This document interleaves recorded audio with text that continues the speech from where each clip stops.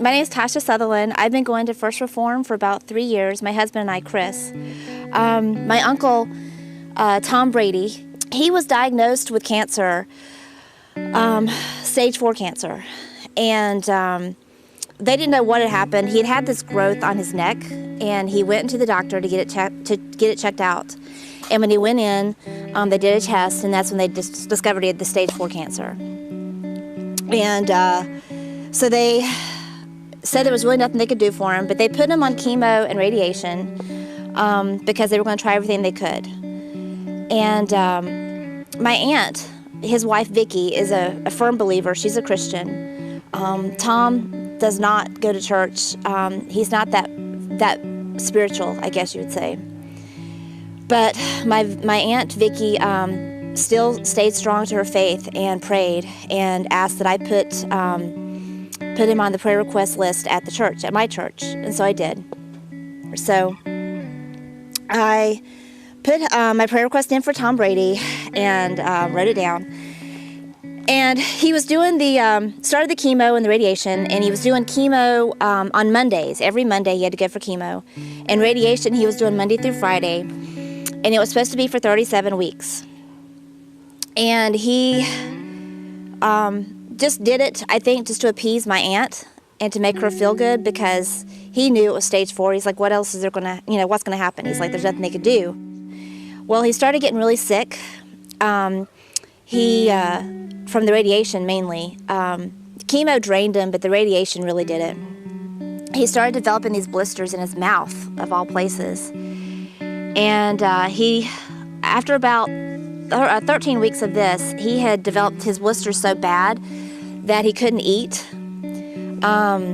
They'd put him on a feeder, I guess, a bag feeder, to utilize just in case he couldn't eat anymore. He went back after 13 weeks for his mid checkup or whatever, and when he did that, he told the doctors, he's like, I'm done. He goes, I'm done with this. He goes, I'm not doing any more chemo, I'm not doing any more radiation, I'm done. Well, in the meantime, my aunt, going there with him, she said, they're not going to find anything when they look for your stuff. She said that. She's like, they're not going to find anything. And Tom's like, whatever, She's like, they're not going to find anything. She's like, my God is good. She's like, they're not going to find anything. She's like, God's in control, and they're not going to find anything. She's like, you can go ahead and screen him, you can test him, and nothing's going to happen. So, sure enough, 13 weeks, they're at the checkup, and they do the testing and the screening. And he's telling them at the same time, he's like, this is it. I'm done with this. And they're like, well, guess what? You don't need to do anymore because you're done. So they couldn't find anything else.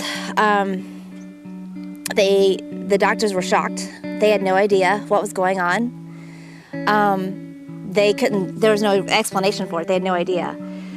So he went back again a few weeks after that for another checkup, just to do a follow-up with him. Nothing. There's even no traces of it ever having been there.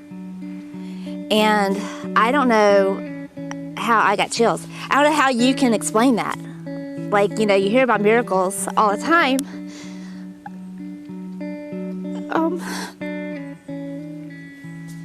But to see it firsthand and to know that people out there pray for people they don't even know and for it to be answered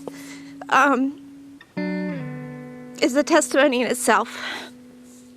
Just to see, not only is it a miracle in that he's now healed, but a miracle in his faith because he wasn't a believer. And to see how God can work that into someone who doesn't really necessarily believe on the same level as your spouse, like Vicky does, is also a miracle. So, God works in different ways, and we don't understand it necessarily. But to see God at work with this is amazing. It's just a miracle. There's no explanation for it, but God knows.